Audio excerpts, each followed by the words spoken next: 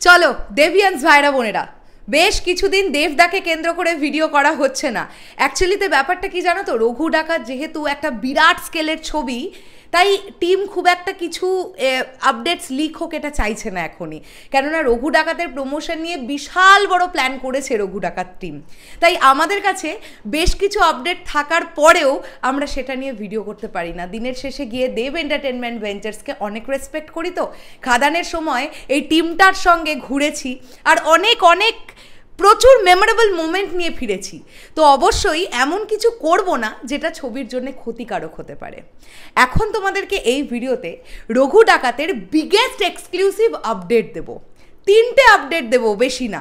3টে আপডেট ছিটকে যাওয়ার মতো আপডেট। যারা রঘু ডাকাত নিয়ে এক্সাইটেড, শুধু দেভিয়ান্স ভাইদের কথাই বলছি না, বোনেদের কথাই বলছি না, আমি জনতার কথাও বলছি, যারা রঘু ডাকাত নিয়ে এক্সাইটেড তাদের আই হোপ সো এই ভিডিওটা খুব ভালো লাগবে। আমরা সবাই জানি যে রঘু ডাকাতের সেকেন্ড স্কেডিউল চলছে এখনও। হ্যাঁ, সেকেন্ড স্কেডিউল চলছে, আজকেই সেকেন্ড স্কেডিউল র্যাপ হবে। এক্স্যাক্টলি তোমরা ঠিক শুনছো। সেকেন্ড স্কেডিউলে কোথায় কোথায় শ্যুট হলো জানো?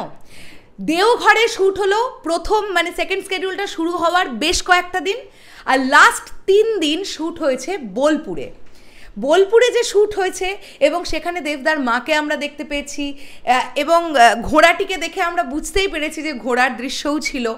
তো বোলপুরে 3 দিন জাস্ট দুরন্ত লেভেলের শ্যুট হয়েছে। তার আগে দেওঘর, তোমাদেরকে আমি শুধুমাত্র স্টেটটাই বলছি না, আমি জায়গাটার নামও বলে দিচ্ছি প্রপারলি, দেওঘরে শ্যুট হয়েছে সেকেন্ড স্কেডিউলের প্রথম কয়েকটা দিন এবং দারুণভাবে শ্যুট হয়েছে।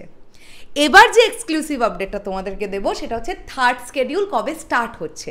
আজকে সেকেন্ড স্কেডিউল র্যাপ হয়ে যাবে, আজকে বিকেলবেলা বা সন্ধেবেলার দিকে অথবা আগামীকাল সকালবেলার দিকে পুরো রঘু ডাকাত টিম ফিরে যাচ্ছে বোলপুর থেকে আবার কলকাতা। তাহলে থার্ড স্কেডিউল শুরু হচ্ছে কবে?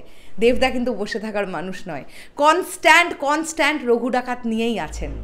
থার্ড স্কেডিউল শুরু হচ্ছে মোস্ট প্রবাবলি 16 থেকে 17 তারিখ থেকে। 15 তারিখে পয়লা বৈশাখ, নববর্ষ, আমরা সবাই জানি। মোস্ট প্রবাবলি নববর্ষের পরের দিন অর্থাৎ 16 তারিখ থেকেই শুরু হচ্ছে থার্ড স্কেডিউল। এবার থার্ড স্কেডিউলের শ্যুটটা কোথায় হবে সেটা আমরা এখন না বলি, এতটা আপডেট দিয়ে দিলে আবার বকাঝকা খেতে পারি। তাই যতটুকু আপডেট দিলে বকাঝকা খাবো না, ততটুকুনি আপডেট তোমাদের সঙ্গে শেয়ার করলাম। শুধু এটা বলতে চাই, দেবদাকে যেভাবে আমরা রঘু ডাকাতে দেখতে পাবো, দেবদার প্রিভিয়াস সমস্ত কাজের রেকর্ড ব্রেক করবে। যেমন দেবদাকে আমরা একটা মাস অবতারে রঘু ডাকাতের চরিত্রে দেখতে পাবো, ঠিক তেমনই একদম ওই রকম একটা পারফরমেন্স দিচ্ছেন দেবদা। মানে আমাদের না চরিত্রটা ভাবাবে যে দেবদা এটা বড় পর্দায় কী করে ফেলছে। সো এই ছবিটা নিয়ে আমরা পশ্চিমবাংলাবাসী ভীষণ এক্সাইটেড, প্রচণ্ড এক্সাইটেড। আমি তো অবশ্যই চাইবো যে রঘু ডাকাত বড় পরিসরে রিলিজ দেওয়া হোক, কেননা আমাদের বাংলা সিনেমা কিন্তু এগিয়ে যাচ্ছে সামনের দিকে।